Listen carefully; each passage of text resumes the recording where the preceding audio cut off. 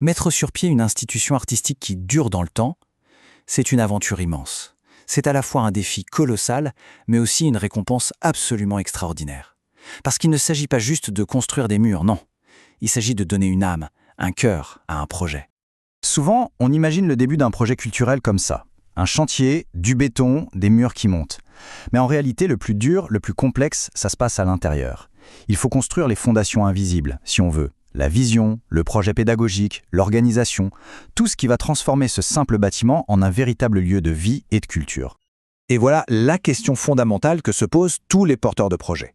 Comment est-ce qu'on passe de l'idée de départ, de cette grande ambition, à une structure qui est solide, qui est reconnue et qui va avoir un impact qui dure? Franchement, c'est un parcours qui est souvent semé d'embûches. Alors pour comprendre comment y arriver, on va explorer ça ensemble. D'abord le défi culturel, puis l'importance d'avoir un guide expert. On verra ensuite la méthode pour passer du plan à la réalité. Et enfin, comment on peut sécuriser cet héritage pour le futur. Allez, on commence par la première étape. C'est quoi exactement ce fameux défi culturel ? Le point vraiment crucial, c'est de comprendre que la création d'une école de musique, de danse ou théâtre, c'est un peu comme un puzzle en 3D.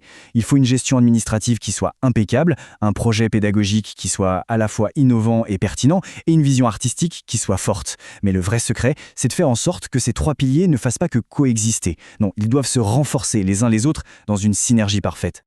Face à un défi d'une telle ampleur, l'une des solutions les plus intelligentes, c'est de bien s'entourer.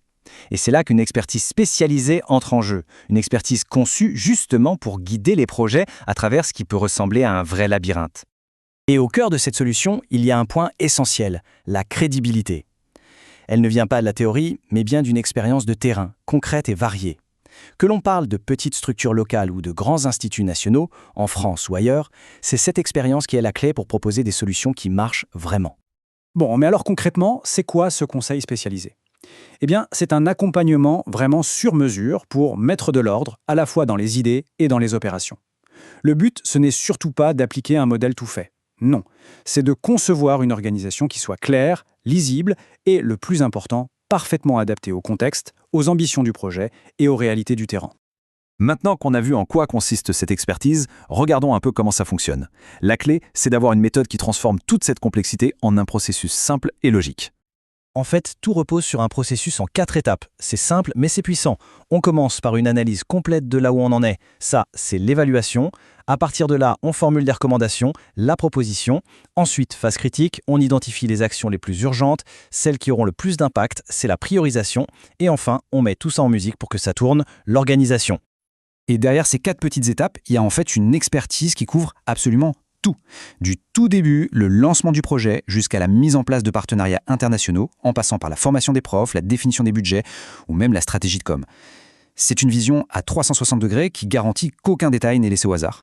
Et pour boucler la boucle de cette collaboration, il y a la livraison d'un document très concret, un rapport d'expertise. Ce n'est pas juste un résumé, attention, c'est une véritable feuille de route stratégique, un outil d'aide à la décision pour toute la direction et ses équipes.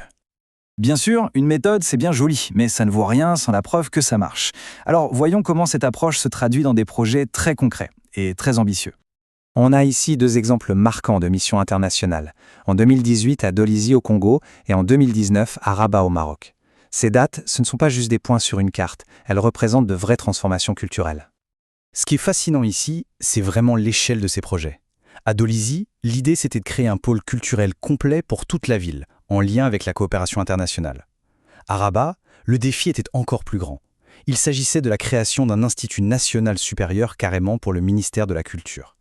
Ça montre bien une capacité à travailler au plus haut niveau, avec des partenaires gouvernementaux, pour bâtir des institutions d'envergure nationale. Bon, après avoir vu la méthode et les résultats, revenons à l'essentiel, l'impact sur le long terme. Comment être sûr que le projet ne sera pas juste un feu de paille ? Le contraste est saisissant.